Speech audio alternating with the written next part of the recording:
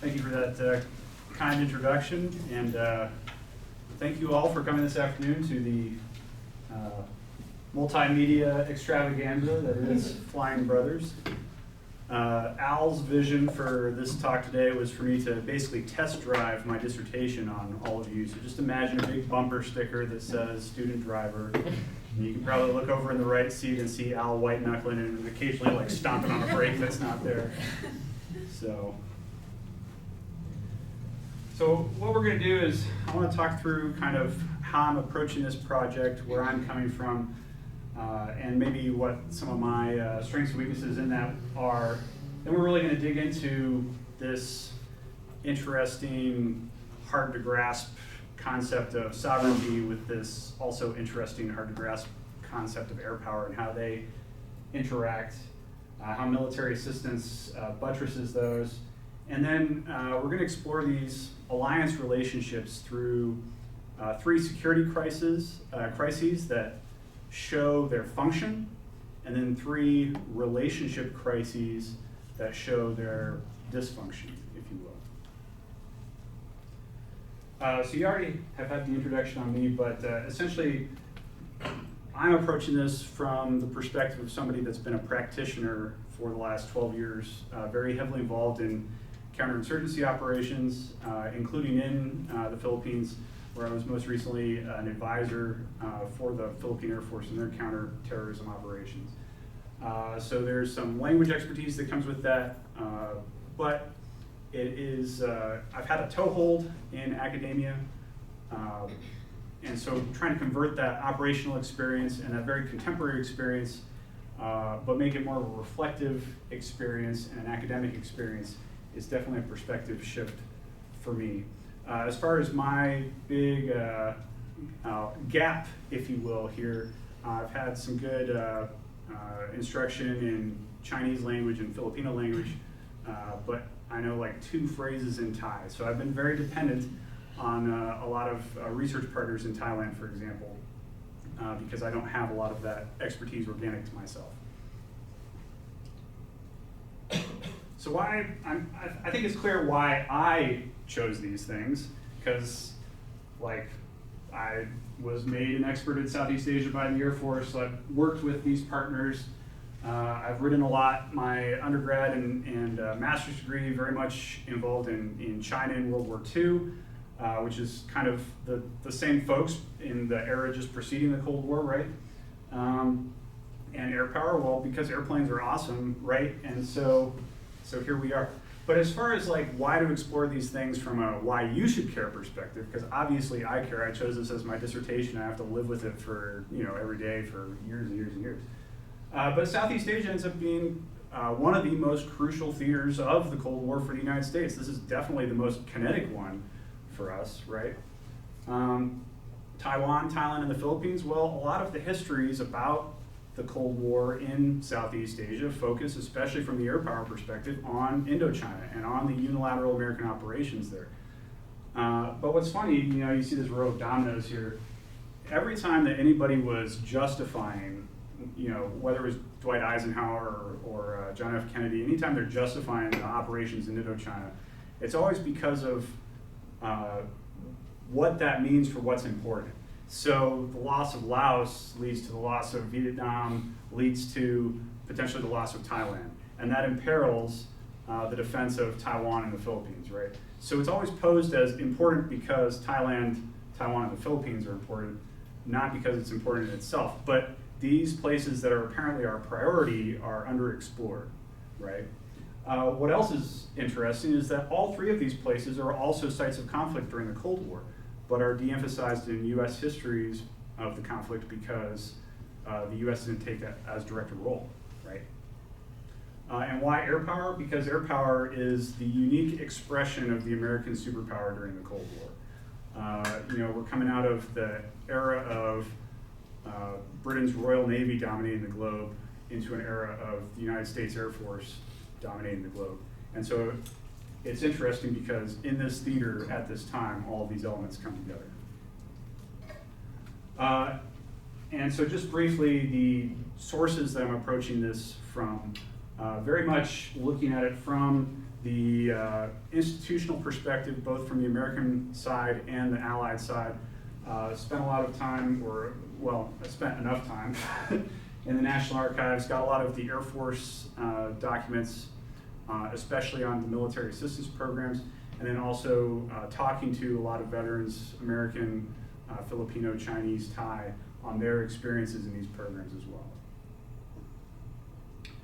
So to kind of explain my approach to this, I think of this as like describing a relationship, all the ups and downs, an alliance relationship like any human relationship, right? And it's interesting because I'm going to generalize here, so bear with me. You know, if you think about like histories of empire, they tend to talk about, connect the dots of these things that are at the bottom, right?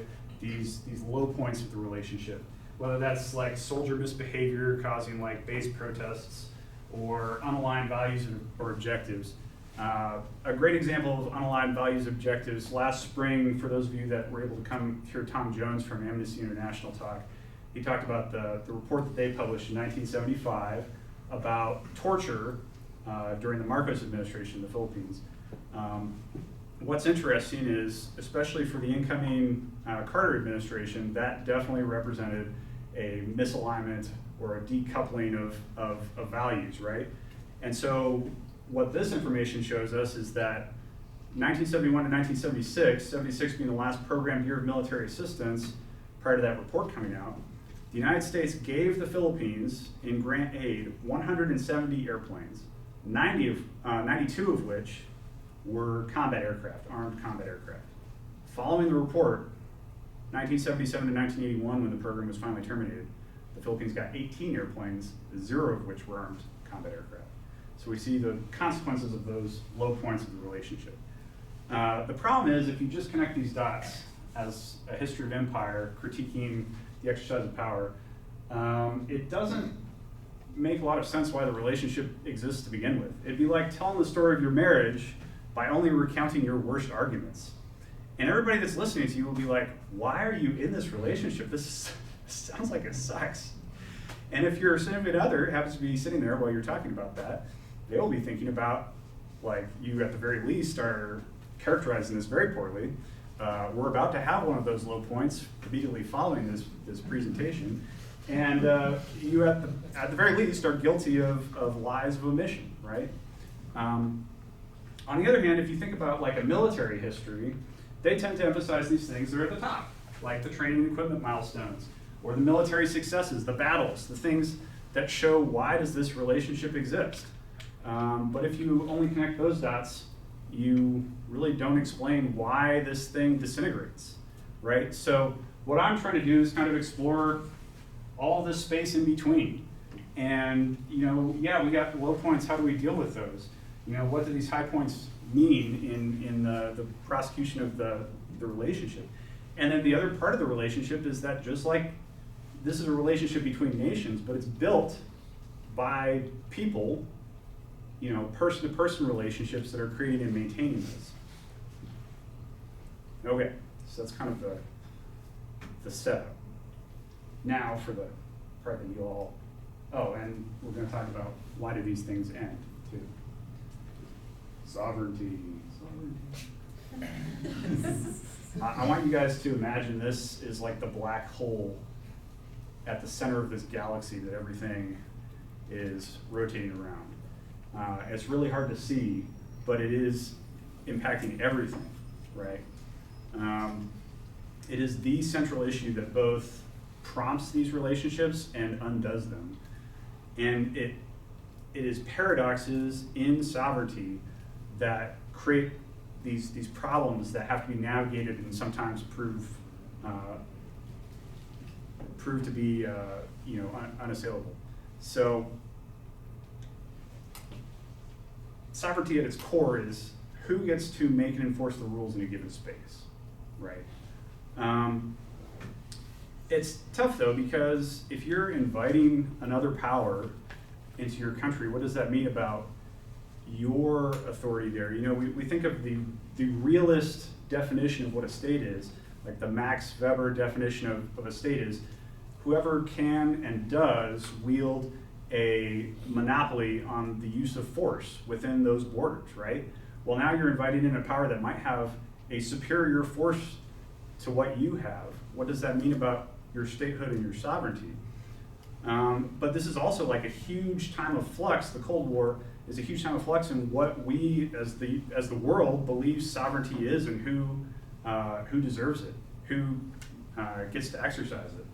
So here we've got our Southeast Asia area, and this is like our pre-World War II map, right? This is, the definition of sovereignty from the realist perspective ends up being like a big reason that these colonial powers use to justify colonialism, right? Well, we have the superior force. You're unable to maintain that monopoly of force within your borders, and that justifies us essentially stepping in. That's one of the reasons. So we end up with Britain and the Portuguese occupying parts of China, and like even more of that up north. The Japanese get Taiwan there. The French in Indochina. The British in Burma and Malaya. Thailand is really the only still independent, but definitely not untouched. They're getting squeezed on all sides there. And what's interesting is that America ends up being a pretty indifferent colonial power. And by that I mean they're very kind of self-conscious and uncomfortable with their role here, where they want this access that the colony provides to the China market to do an away game defense, essentially a forward defense strategy. But it ends up being like a big suck. Like they end up having to spend a lot of time and energy and people maintaining the internal security of the Philippines. It doesn't end up like paying off super well for the external projection of force. And so they start like scheming to get rid of it. And in the meantime, the conflict between those that like think about doing a forward defense and those that think about doing continental defense is so dysfunctional that when World War II rolls around, this is not viable defensively, and the Japanese just roll right over and take it, right? So when we look at this map and we see what it transforms into with a really cool PowerPoint animation, all of a sudden we have that very, relatively small number of colonial powers, and now we have this profusion of nominally independent states. We go from 50 nations that signed the UN Charter in 1945 to by 1960, 99 UN member states, to by 1991, the end of the Cold War, 166. I mean, the number of nations that are considered sovereign is just like multiplying exponentially as we go along. And so suddenly colonialism is not a viable option. It's been discredited. Suddenly we have this liberal ideal of sovereignty that believes that sovereignty is not just about the naked expression of power, it's about at least supposed to be about the expressed will of the people, and that greater force does not necessarily give you a right to control a space. And so the United States kind of actually comes up with a new concept about how they can project power that to them seems like a win-win. We actually don't want to police the Philippines. We would rather the Filipinos police the Philippines, and they just let us use this air base, and we get all the advantages of forward defense without any of the liabilities of being a colonial power. It did not end up being quite that simple, but that's essentially the theory that launches them into building this archipelago of air bases all along the Pacific Rim. So, when we talk about how air power interacts with these changing and morphing ideas of sovereignty, it's really important to realize that during World War II, all of these allies had the snot kicked out of them by air power. This is a picture of a Japanese bomber bombing Chongqing in 1940 or 41.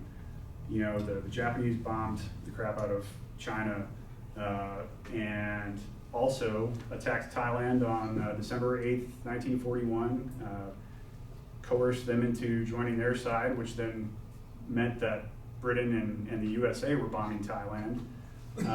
For the folks that were actually on Taiwan at the time, which was a Japanese colony, they were getting bombed by the Americans. The Filipinos started getting bombed by the Japanese, then get bombed by the Americans who are coming to evict the Japanese.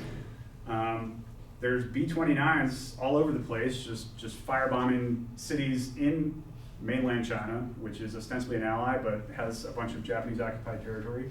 Taipei is bombed by B-29s. Bangkok is bombed by B-29s. So if you imagine this kind of collective trauma of being on the receiving end of air power after World War II, all of these, and some of them, the Philippines is a brand new country, and then China and Thailand. China is in the midst of its civil war, retrograding to Taiwan. They all see it as very important to actually defend their airspace because they don't want to be on the receiving end of this anymore. And from the realist perspective of sovereignty, cool, I now have my borders drawn on a map that's recognized by the UN, but if any old chunk can fly over those borders with an airplane and still bomb my capital city, that doesn't really do me much good. And so there's this big motive for them to lay claim to their own air power to secure their own borders in this new era of multiplying states and a changing liberal order of sovereignty. At the same time, the United States emerges from World War II as a colossal air power. It is training like 170 some odd thousand pilots a year by the end of the war. It's nuts. They're cranking out airplanes by the tens of thousands. And they emerge from World War II with their own kind of trauma response, which is, we don't want this to happen again. The Soviet Union is next, and we're gonna deter them from trying to take over the world Hitler style with the threat of air power combined with nuclear arms. And so we designed this force called the Strategic Air Command to essentially, when provoked either by a nuclear attack on the United States or even a conventional attack that we couldn't repel into Western Europe, to react with a massive, H-bomb attack that would destroy the Soviet Union and probably the world with a giant nuclear winter. But what's interesting is that you can see in this graphic, all the Strategic Air Command is flying out of Guam, is flying out of the continental United States. None of them are actually using these bases along the Pacific Rim. It turns out, though, that in the single integrated ops plan, these are very important because what you don't see on this map are the hundreds of fighter bombers, like F-100s or F-105s, that, while these guys are flying from Guam, are going to take off with their own nukes and fly to the periphery of China and the Soviet Union and bomb the Sino-Soviet air defenses to kind of kick open the door of the Sino-Soviet bloc so that Strategic Air Command can get in. And it's interesting, we don't realize how punishing this would be for the American side, mostly because it would end human life in general. But the Strategic Air Command planned on taking about 90% losses of its heavy bombers flying this. So they typically had 10 aircraft allocated to each target so that at least one could make it through to drop the bomb. And that is with all of these aircraft kicking in the door to make that possible by attriting those air defenses.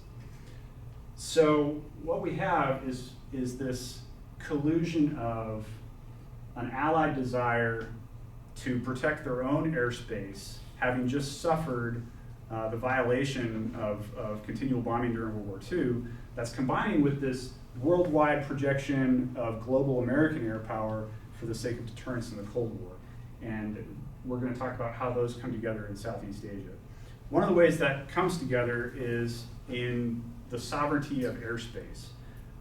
Coming out of World War II, your airspace, whatever was sovereign for your nation, is whatever covers your land and your territorial waters, which at the time was generally recognized out to 3 nautical miles. As the Korean War kicks off, and America is sitting there thinking, wow, if we just start shooting down the enemy bombers at 3 miles, we're all going to die. It's not going to go well. And so they create this thing called the Air Defense Identification Zone that is completely extra legal. It's just a made up thing that puts a boundary out about 200 miles off the coast, or about 197 miles more than they are legally, legally allowed to, if you will. And that basically corresponds to radar coverage off the coast, okay? And essentially what they're going to do is anything that comes into their radar coverage has to have submitted a flight plan in advance and communicate according to published procedures with US Air Traffic Control. And this acts as a giant sorting mechanism because anything that isn't identified, they're going to launch air defense fighters after and identify and possibly shoot down. So when you're talking committing violence because of somebody crossing a boundary, that sounds a lot like sovereignty, but now you're exercising sovereignty over what is international airspace according to the world. But it's basically implemented as an exigency of the Cold War. Like, we have to do this for our defense. And in Southeast Asia, we export this model to our allies. And so in 1951, during the Korean War, Japan and South Korea get their own air defense identification zones added. In 1953, the Eisenhower administration helps Taiwan and the Philippines set up their own air defense identification zones. And so now what you see is essentially this big wall of airspace that completely envelops, because this connects up to the Alaskan air defense identification zone, completely envelops the Pacific coast of the Soviet Union and China. And through the treaty relationships that the United States builds with these allied nations, the United States has a role in also policing this airspace. And so it becomes kind of this extraterritorial, like, airspace, this extra sovereign airspace that the United States is essentially exercising its global imperial power through, right? So, this construct, this airspace construct, essentially relies on three interlocking pillars, and that is bases, alliances, and military assistance. These are all mutually reinforcing. Right? We need the bases so we can kick in the door of the air defenses of the Sino-Soviet bloc. We need the alliances to give us the buy-in of the allies for us to actually police that airspace. And the military assistance essentially acts as a quid pro quo. We're going to build their air forces and military forces in exchange for being allowed to use air bases on their territory. And this is really what the allies are getting out of this.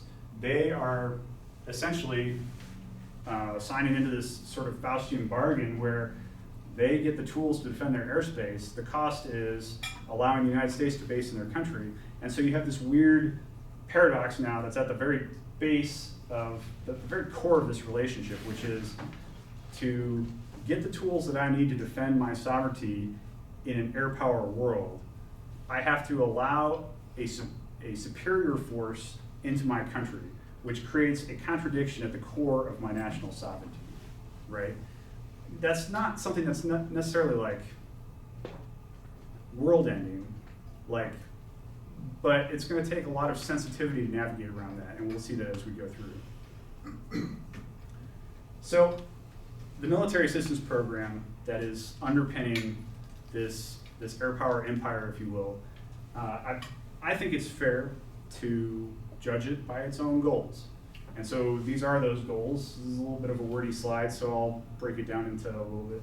It's basically the military assistance program exists to guarantee the United States basing rights, to guarantee the internal and external security of the ally, essentially making sure that base exists in a stable nation, that it's not threatened by enemy attack or subversion, and to make sure that allied force is sustainable, that it is able to stand on its own 2 feet and actually contribute to this allied defense posture as well.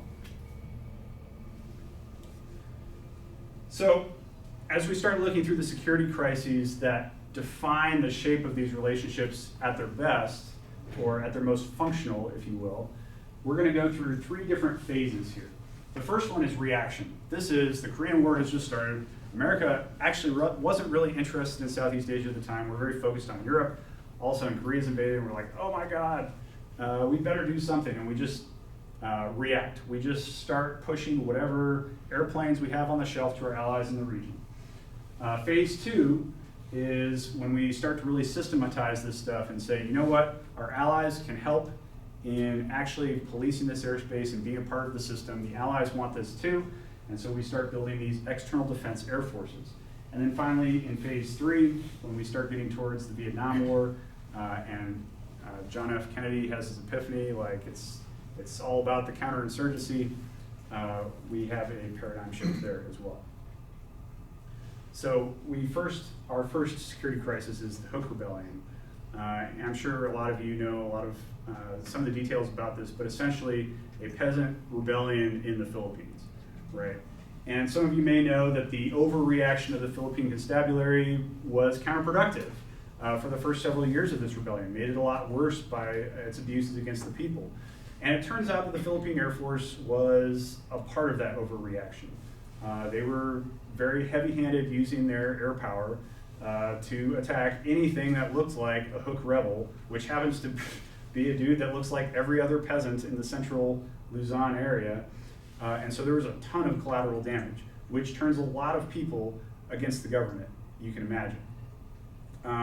But at the same time, the United States is freaking out because we are fighting the war in Korea at the time, and all of a sudden there's another communist threat that is affecting what at this time is our only base in Southeast Asia.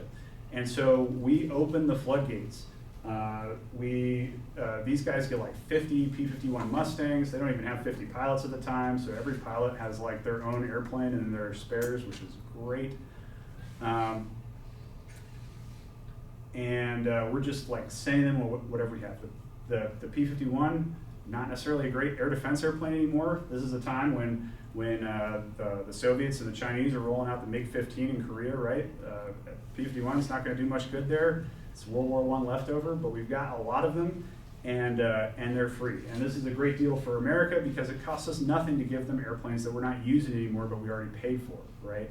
So this is kind of the hand-me-down phase of the American effort. To talk through some of the relationships that are going on that really transform the failure of the Air Force into success.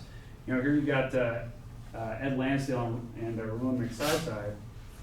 And Lansdale, an airman but not an aviator. He's an Air Force intelligence officer, but really great at making relationships. McSyside, who becomes the defense minister and then later the president, somebody that really understands counterinsurgency because he's been a guerrilla against the Japanese. But there's a lot of focus on this relationship in a lot of the literature about the Hook Rebellion. There's a lot of other relationships that are going on. JUSMAG, the Joint U.S. Military Advisory Group that stood up over there, Colonel Tellman, Colonel Lloyd Watney, they both have great relationships with their Philippine counterparts, especially General Cruz, who is the head of the Philippine Air Force. He has a great relationship with General Twining, who's the Chief of Staff of the American Air Force. He gets invited to America all the time for conferences. His guys go over there for training. The American Chief of Staff visits the Philippines. They go golfing together. It's great. And then towards the end of the rebellion, the guy that comes in to command the air forces in the Philippines, General William Lee, he's the dude that when the Philippines was a colony, founds the Philippine Air Corps. So the relationships go way back.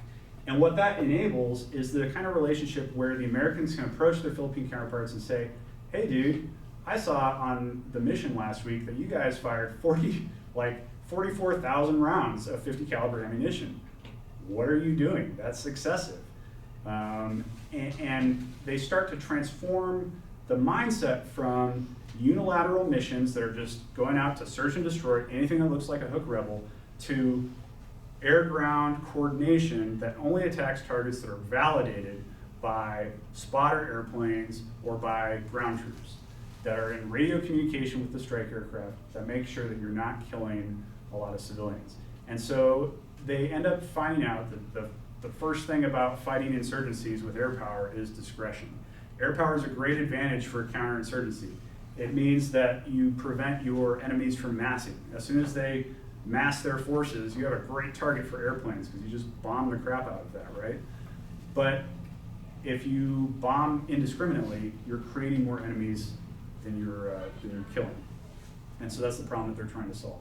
So the hero of the rebellion ends up being this kind of throwback airplane, the L5, that's tubular steel with cloth over it, that can land on a rice paddy, that can fly low and slow and actually spot the rebels. And here, I love this. This is hands-on leadership here. This is Magsaysay, the Minister of National Defense, sitting in the spotter airplane. He's holding a smoke bomb and marking insurgent positions for airstrikes. I don't think we ever saw Donald Rumsfeld do that in Iraq. But this airplane ends up being the hero of the Hook Rebellion because it's used for spotting, it's used for intelligence gathering, it's used for air-ground coordination, it's used for ferrying supplies. A lot of the Scout Ranger columns that are snaking their way through the jungle, seeking out the hooks, are supplied by these things that are either able to land on jungle airstrips or in rice paddies, or are able to parachute supplies to them. And then it also brings accountability because Magsaysay is flying all over the place in this thing, making unscheduled visits and firing folks that he finds committing abuses or who he finds incompetent. And so the end result, Airpower ends up participating in a success in counterinsurgency. By 1954, the Hook Rebellion is in retrograde and is no longer a huge problem. And the United States never got directly involved. It was all about supporting with advice and supporting with equipment. But the United States did not have to take a direct role like it did in Korea at the same time. Our second security crisis is in Taiwan. So here you can see these Taiwanese pilots running out their P-47 Thunderbolts. This was a part of the same reaction period that the Filipinos got their Mustangs. This is a World War II vintage airplane that fought in the skies over Europe and everything. Well, the problem is that now you've got this standoff where communist China is now on the mainland, nationalist China is now sequestered on Taiwan, and the Civil War has never actually ended. And communist China still intends to finish this thing out. And this, it turns out, is not very survivable against a MiG-15. So we end up seeing a bunch of 1953 on, the Korean War ends, and all these experienced Chinese communist MiG pilots from the Korean War start moving south and start flying over the Taiwan Straits, and they're engaging these nationalist pilots who are competent and skilled and well-trained, but they're flying way outdated airplanes that just can't stack up. And so in 53 to 54, these dogfights are becoming much more common. 54 to 55, we see the first Taiwan Straits crisis, where the communists actually invade one of the offshore island groups that the nationalists are holding. It creates a crisis with the Eisenhower administration, and the decision from the Airpower perspective is that we need to upgrade these guys' air forces to jets to make it so that they can actually defend themselves against these superior communist planes. So, the guys that carry this out have a really interesting depth of relationship with the Chinese. This dude is Ed Rector. He was a Flying Tiger ace from World War II. He flew with the American Volunteer Group in 1941 and 1942, and he came back in 1944 and 45 and commanded the 23rd Fighter Group. So he knows all these guys in the Chinese Air Force. He knows them because he flew with them during World War II. And this guy, Wang Shuming, Tiger Wang, who at this point is the chief of the Air Force on Taiwan, the Nationalist Air Force, he actually worked closely with Claire Chennault, who was the Flying Tiger commander. Wang Shuming during World War II was in charge of the Chinese 5th Air Force, which happened to be stationed at Kunming, which was where the Flying Tigers were based. So Ed Rector, as chief of the Military Assistance Group to Taiwan, his whole project while he's there from 1951 on is to start this process of jet modernization. And so he programs the equipment, he programs the training. It turns out, and I hate to admit this as a pilot, but the truth is that flying the airplane is the easiest part of having an Air Force. It's all the logistics and all the equipment and all the facilities that make it hard to maintain an Air Force. When you get jets, you have to refinish and lengthen all your runways. You have to switch to a new fuel. You've got new munitions. You've got to retrain all your maintainers. You have to retrain all your pilots. Everything changes, right? And so this ends up being a huge project that takes years. And it starts when this guy shows up in 51 and the Korean War is still going on. It also requires a change in how we do command and control, because we have these aircraft carriers that are sitting off the straits preventing the communists from invading, right? We rotate through American squadrons to help in the air defense, but also so that we have American squadrons there to kick in the door on the Sino-Soviet bloc if and when we gotta send strategic air command, right? That means that we have to coordinate with our ally there. And so this guy, Benjamin Davis, who was the commander of the Tuskegee Airmen during World War II, is sent there to set up a joint command, essentially, that controls both Chinese and American airplanes together for the defense of Taiwan. And so you can see him with Tiger Wong there as well. And this is something that's fascinating to me because if you think about it, this is 1955 that he shows up.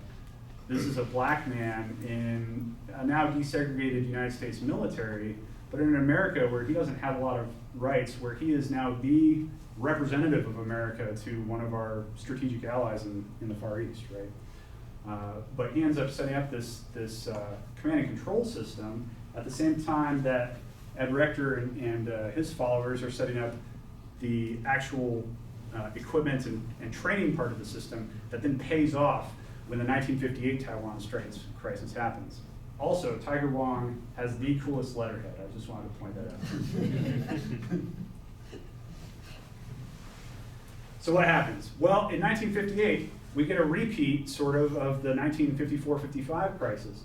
But now, we've got a mutual defense treaty, and now the Nationalist Air Force has jets. And just to put the little cherry on top of that sundae, we also give them the brand new Sidewinder missile, which you can see them loading in this video here.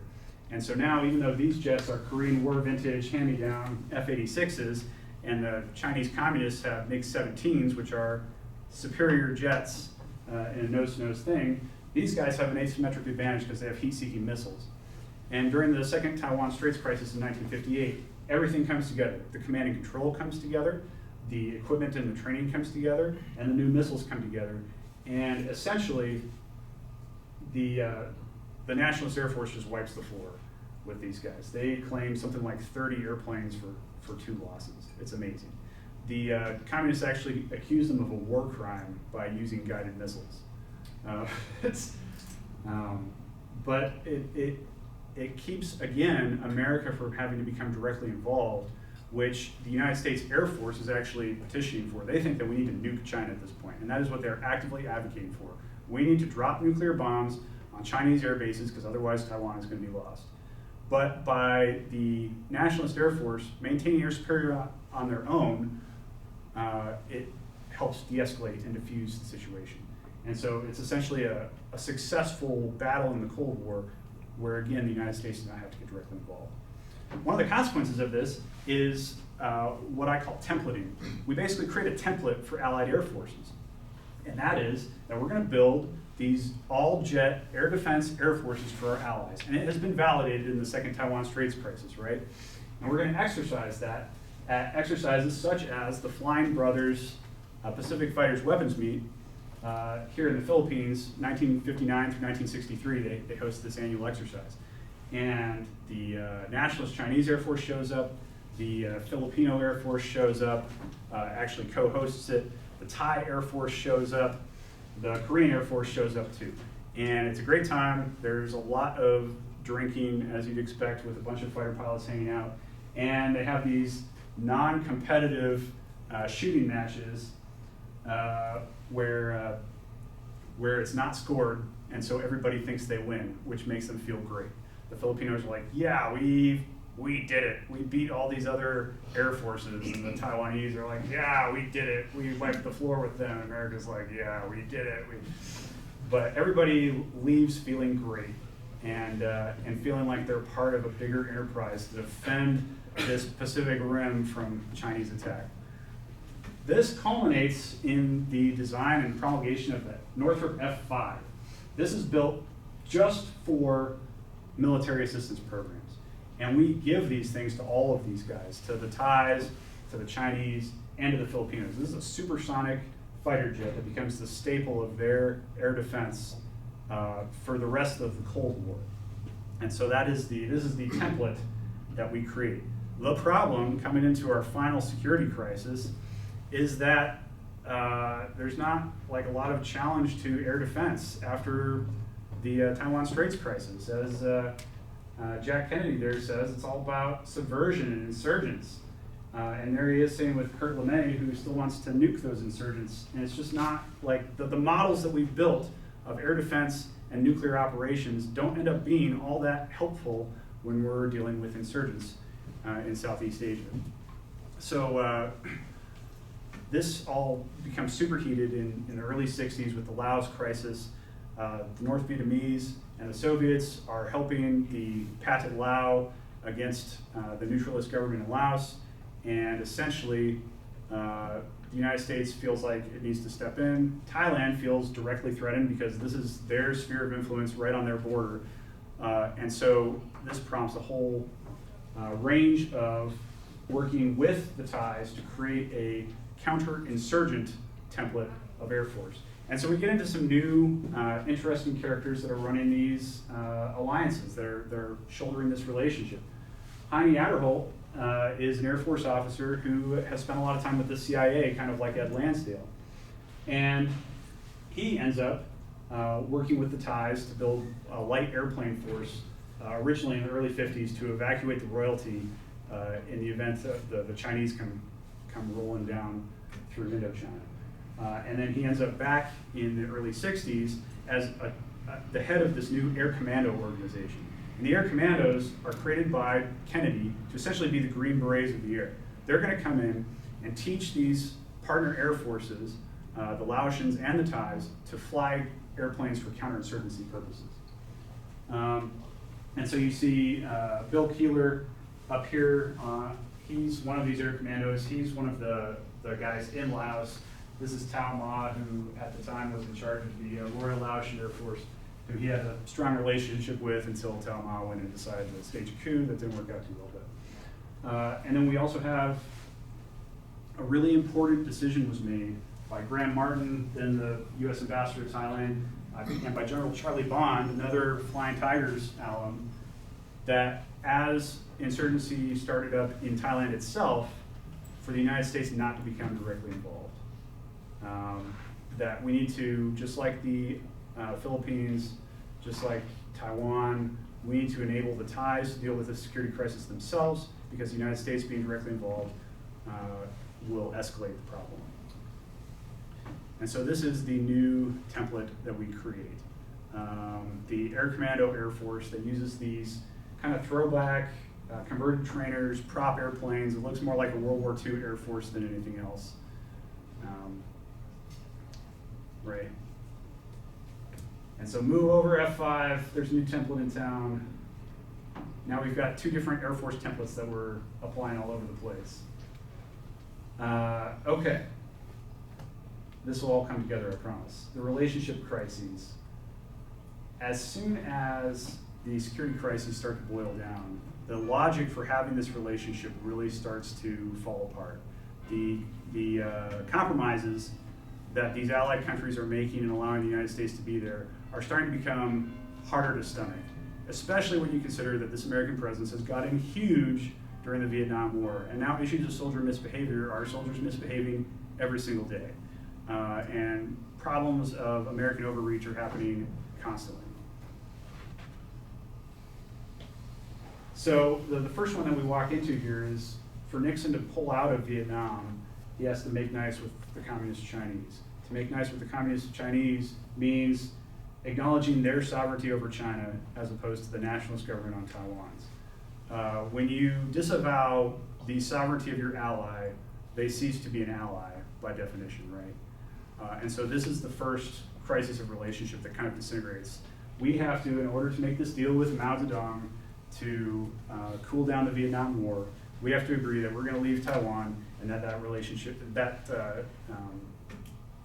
alliance is over with. That relationship isn't over. We haven't gotten divorced, or maybe we have gotten divorced, but we're still seeing each other. That's hard to say. But they still have a capable Air Force that is still built on the foundation of the one that was built during the World War II and the Cold War, that is still defending Taiwan today. There's still a relationship through the Taiwan Relations Act, right? And as a consequence of having to kind of show how they're different from the communists, you also see democratization happen. So the relationship changes, but it doesn't end. But America does lose its access there. I have to go faster, funnier here because I've talked too long. In Thailand, again, and I think what you realize is that in each of these situations, it's not GI issues of rape, it's not black marketeering, it's not all these other sundry problems that have been happening through this whole time that are going to happen when you station soldiers in place, whether it's in the United States or out of the United States. It is these gross, big picture violations of sovereignty, right?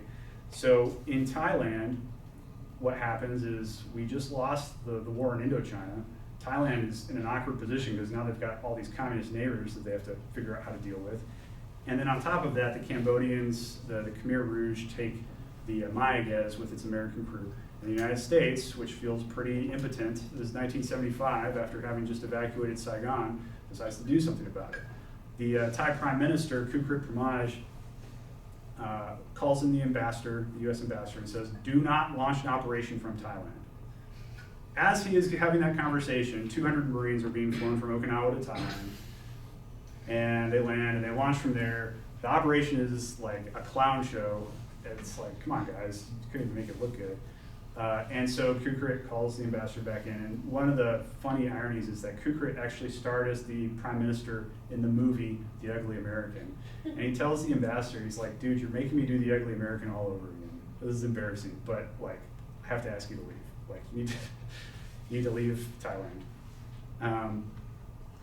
So 1976, by 1976, all the American air bases are gone. We had 30,000 Americans and 7 bases in Thailand, all gone by 1976 because of that violation of sovereignty. Relationship's not over.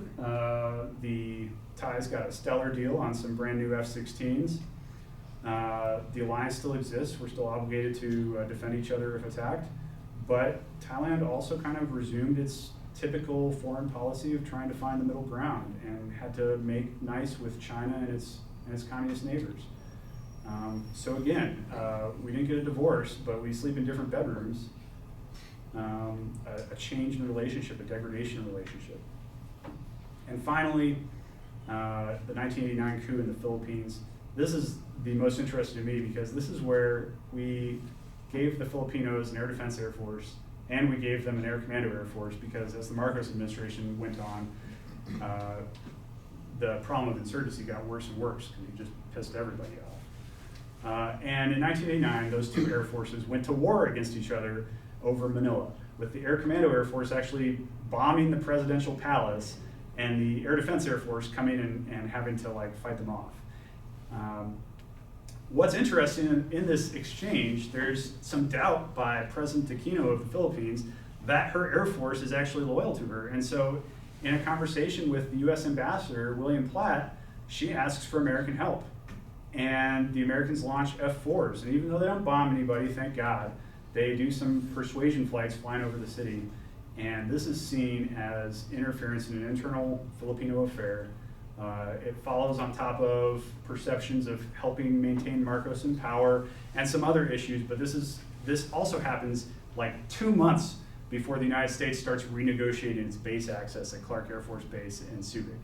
And so essentially just generates a lot of opposition to the United States staying because this, again, is seen as a violation of Filipino sovereignty. That core issue of there is a superior force in our country that can trump whatever force that we have to bring about whatever solution they want in our internal matters, finally is just on full naked display to all the Filipinos. And in 1991, the Philippine Senate refuses to ratify a new bases agreement, and in 1992, the United States has to leave. It's accompanied by the eruption of Mount Pinatubo, because apparently the Philippine Islands themselves were pissed off at the Americans too. The consequences, the Philippines still has an Air Force, but it's a weak Air Force that has been mostly counterinsurgent and is struggling to deal with a problem with China.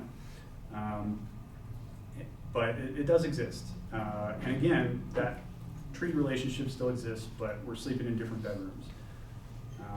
So we said, and we're mercifully at the conclusion now, we were going to evaluate this program based on its own goals, right? So what about basing rights? No, didn't work out too well, right? We don't have any permanent bases in Southeast Asia anymore. Is that a big deal? I mean, somewhat. We took the fight to space. We replaced the air atomic strategy with a intercontinental ballistic missile strategy that doesn't require as much forward base anymore. So limited effect as far as the Cold War is concerned. How about internal external security? I think that ended up pretty well with caveats, right? I mean, none of these countries fell to the communists, which kind of validates the alliance system to a degree. It hasn't been perfect. The Thais dealt with their insurgency for years. It was 1982 before they finally put out their amnesty program that really tamped things down. Taiwan has existed in kind of a weird sovereignty nether region ever since we switched our recognition to the PRC. And the Philippines has been dealing with insurgency still constantly, the longest insurgency in history with the Communist Party of the Philippines, and now is dealing with Chinese encroachments. So, internal, external security, yes, with caveats, I would say. And finally, sustainability. Yes, with caveats again, right? All these air forces still exist. They're professional, they conduct operations unilaterally without American assistance, but all of them still ask for help and still need help from time to time, especially with equipment and logistics. So, I think though, that really we see the consequences of this mixed record the most in our 21st century interactions with Southeast Asia. We exited the region under a cloud at the end of the Cold War without a full acknowledgement of the hurt feelings that the United States left behind. And it is obviously impactful towards the United States posture vis-a-vis the People's Republic of China now. We are madly trying to put back together relationships that we did a lot of damage to during the Cold War through some thoughtless action that hurt their sovereignty, without a lot of acknowledgement for the basic contradictions that are still going to continue to plague these relationships into the future. And so as the United States goes forward, it really needs to look back at what these core issues are, so that when it attempts to reassemble some of these relationships, that doesn't make the same mistakes again that put it in a difficult position and that alienate its allies. And any questions?